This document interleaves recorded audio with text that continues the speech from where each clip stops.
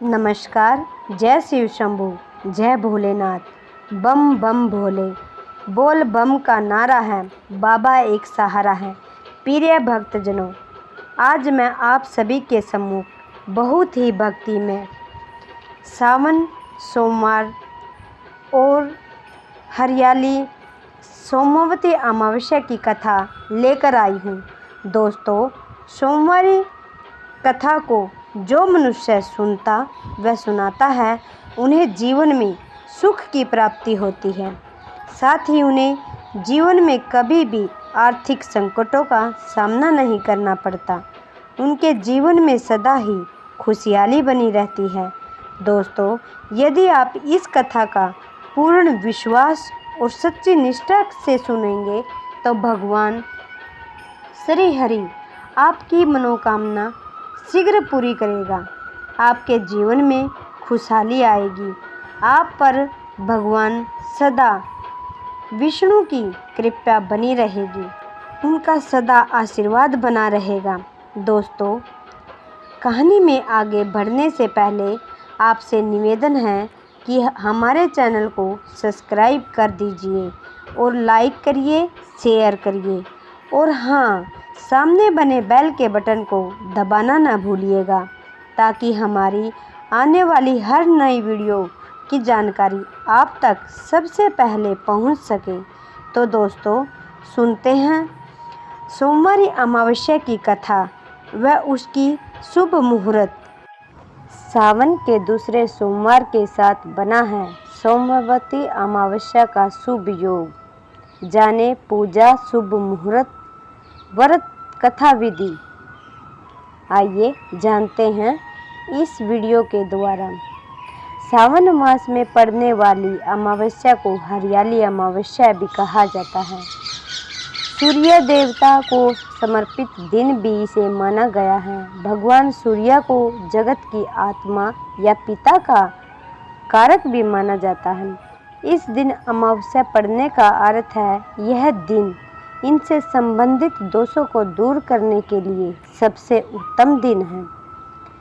हमारे शास्त्रों में सूर्य और चंद्रमा को ही दैहिक, दैविक और भौतिक कष्टों का कारक माना जाता है।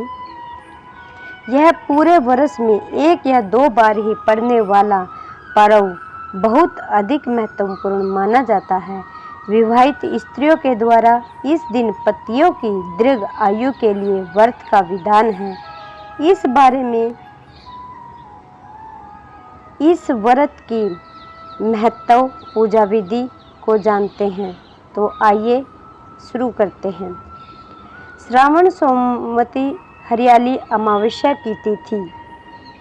सोमवती या सोमवारी अमावस्या की तिथि 16 जुलाई 2023 की रात्रि 10:08 से शुरू होगी और इस तिथि का समापन 17 जुलाई की रात्रि 12:01 पर होगा।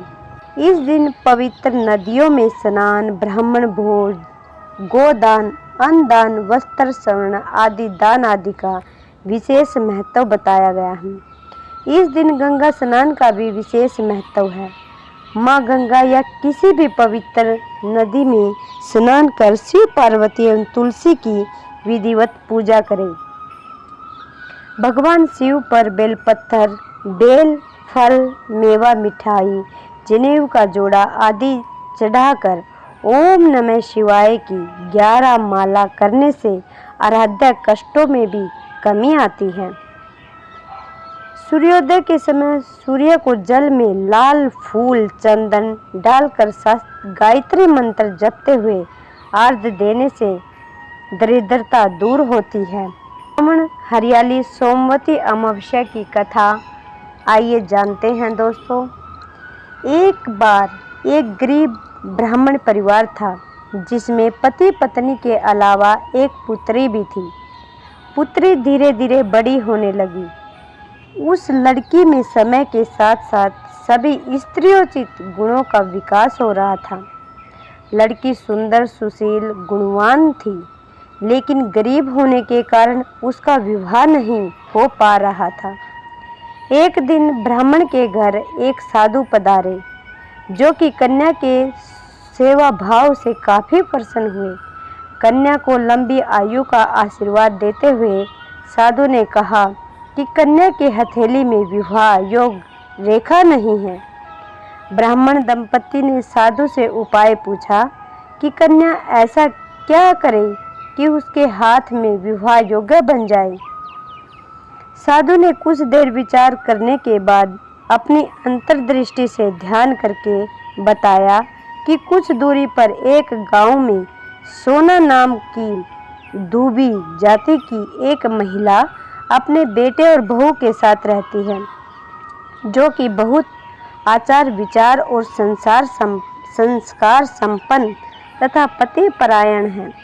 यदि यह कन्या उसकी सेवा करे और वह महिला इसकी शादी में अपना मांग का सिंदूर लगा दे, इसके बाद इस कन्या का विवाह हो, इस कन्या का वैधव्य योग मिट सकता है। साधु ने यह भी बताया कि वह महिला कहीं आती जाती नहीं है। यह बात सुनकर ब्राह्मणी ने अपनी बेटी से धोबिन की सेवा करने की बात कही। कन्या तड़के ही उठकर सोना धोबी के घर जाकर सफाई और अन्य कार्य करके अपने घर वापस जाती। सोना धोबिन अपनी बहू से पूछती कि तुम तो तड़के ही उठकर सारे काम कर लेती हो और पता भी नहीं चलता। बहू ने कहा, माँ जी, मैंने तो सोचा कि आप ही सुबह उठकर सारे काम खुद खत्म कर देती हो।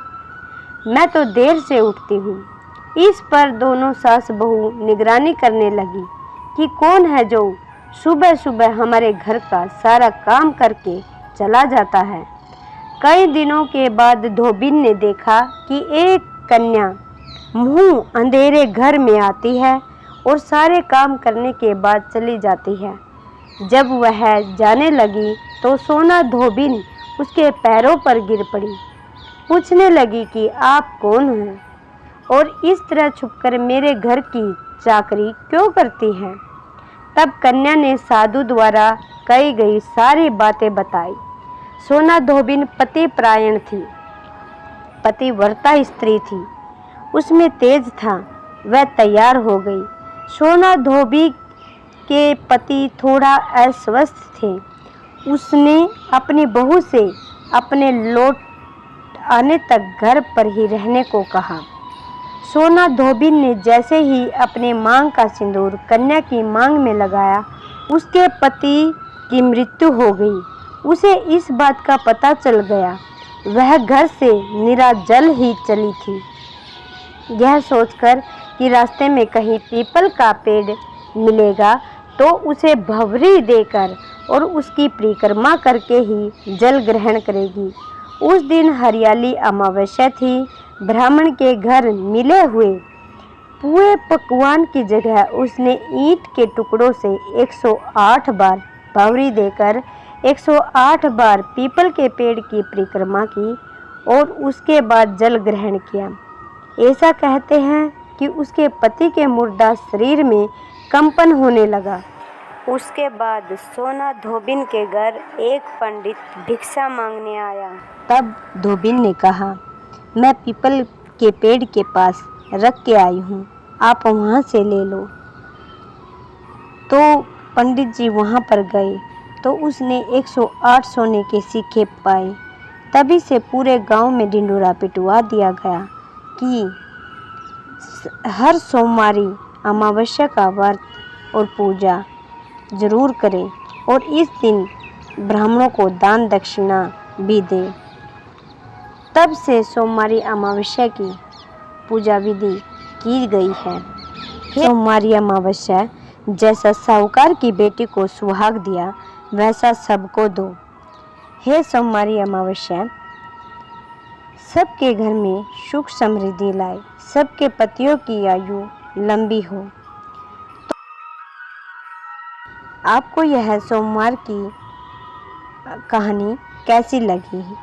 तो इस कहानी को सुनने वाला व सुनाने वाला व हुंकार भरने वाले सभी को प्रसन्न रखे, खुश रखे।